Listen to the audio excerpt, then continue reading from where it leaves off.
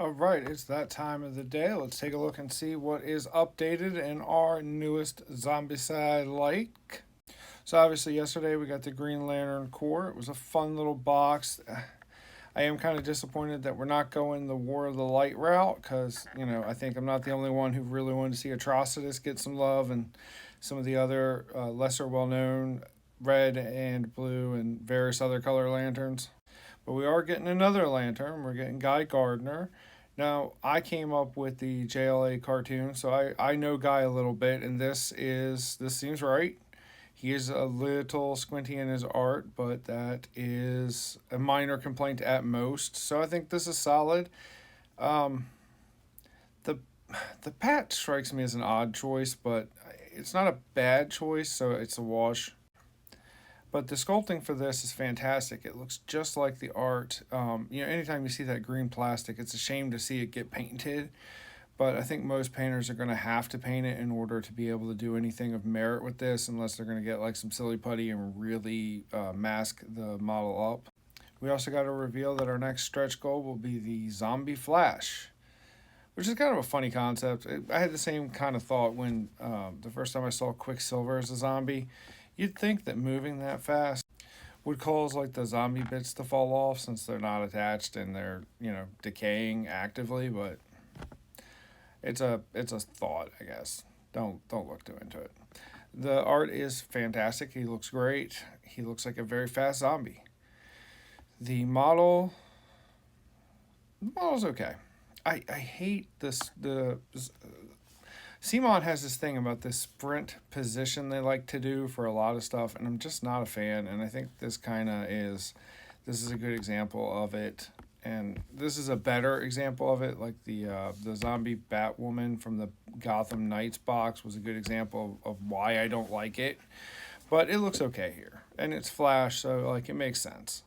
I like that instead of trying to do a puff of smoke behind them while they're running again, this time we just have a piece of debris. So it's good. It's good stuff. We currently have 9 days to go, and they've hit 950,000. I don't. It's hard to predict how far this one will go. It's obviously not going to go as far as the Marvel one because they didn't have as much stuff as the Marvel one. And it seems like, from as an outsider, that the DC and whomever it is that currently holds all those rights has been a little tighter with the leash for DCeased than the Marvel folks were for the Marvel Zombies, and I think that we're seeing a little bit of that. Um, I I've seen a lot of people who do the art and the models for DC over the years very coyly say that they have some issues with DC letting them do stuff. DC's got very specific rules for how they want characters to look and what kind of poses they'll take. It first came to my attention in the Knights game, the Batman game, and the DC Universe game.